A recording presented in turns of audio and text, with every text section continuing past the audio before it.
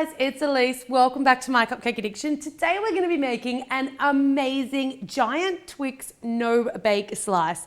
Love this because it's no-bake, so anyone can make it, and because it's a giant Twix, so anyone can eat it. Let's get started. To make your Twix bar, you're going to need a nice long tin. I'm using either a bar tin or a loaf tin, and I've got mine lined today with a bit of baking paper. You need some good quality compound milk chocolate and also some caramel chews. These ones are Werther's. Kraft is great in the US, but just a firm caramel chewy lolly. You'll need roughly 30 shortbread biscuits for the size that I've got, and I just buy these in packets. They're not very expensive. These ones are actually the perfect size for my little bar tin. I've got a couple of spoons. I've got my mini Twix just for comparison, and I may have to sample them as I go. So let's get started. The first thing you want to do is you want to make sure that your tin is lined with one large piece like mine here in the center and two smaller pieces at either end. This is going to make it a lot easier to get your Twix out at the end when it's finished than if you line it with little separate pieces of baking paper everywhere.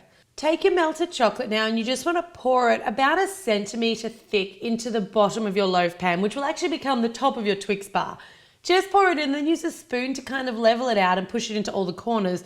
And then you want to give it a couple of really nice hard taps on the bench. Make sure here that your baking paper sort of stays folded over the sides, or else you're going to end up with a bit of a kink in the side of your Twix bar, and then it's not going to cover so well. Pop it off into the fridge to set. While that one's setting, you want to melt your caramel chews. So I did mine in 30-second intervals in the microwave, and they took about a minute and a half for all of those caramel chews to melt down. You can see how lovely and thick and firm this caramel is. Spoon your caramel on top of that chocolate, and that chocolate should be fridge set, and then use the back of the spoon just to work it out to all of the corners, but you don't really want it going right up against the outside edges of the baking paper if you can avoid it.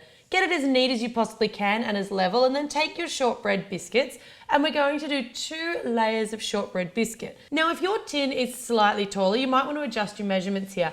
A little more caramel, an extra row of biscuits. Really, this is a super easy slice and you just want to do it by eye. With my first row of biscuits all in nice and neat, I'm going to pop that back off into the fridge to let that caramel set, because it's going to be starting to try to melt through our top layer of chocolate. So don't make that top layer of chocolate too thin.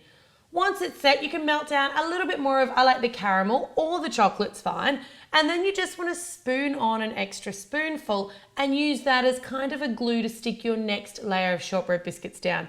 You do need to glue these to each other, or else when you cut into the slice, the biscuit's going to fall apart and each person's slice of your Twix bars are going to fall apart. When your next layer of biscuits is in place, you just want to take some more of that melted milk chocolate and pour it over.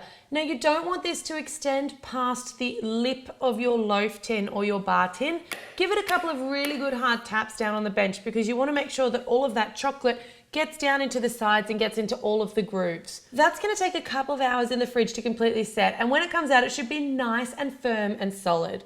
So peel off the baking paper, and then you're going to need to grab yourself a tray lined with baking paper with a couple of glasses. This is just to elevate the Twix bar. Pop the Twix bar up on top, and then you want to take some more of that melted milk compound chocolate.